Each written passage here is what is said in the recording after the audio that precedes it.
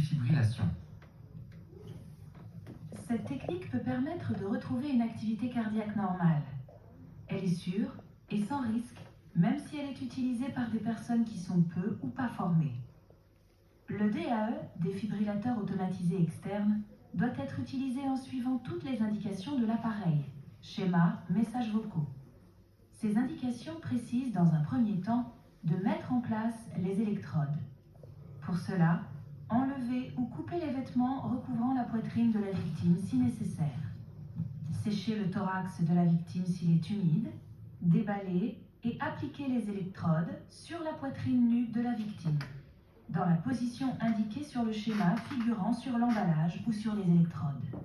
Connectez les électrodes au défibrillateur si nécessaire.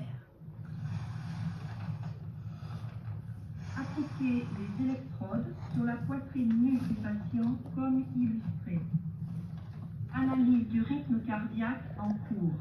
Ne pas toucher le patient. Si le défibrillateur annonce que le choc est nécessaire, choc conseillé. Chargement en cours.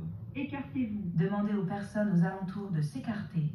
Laissez le DAE déclencher le choc électrique, défibrillateur entièrement automatique, ou appuyez sur le bouton choc lorsque l'appareil le demande, défibrillateur semi-automatique. Appuyez sur le bouton clignotant choc. Choc 1, délivré. Vous pouvez toucher le patient. Commencez à réanimer maintenant. Reprenez immédiatement les compressions thoraciques après la délivrance du choc. Si le défibrillateur annonce que le choc n'est pas nécessaire, continuez. Reprenez immédiatement les compressions thoraciques. Continuez pendant 1 minute et 45 secondes.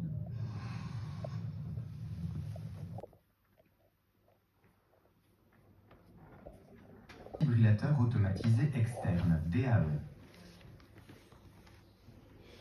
C'est un appareil qui peut permettre de rétablir une activité cardiaque normale à une victime en arrêt cardiaque.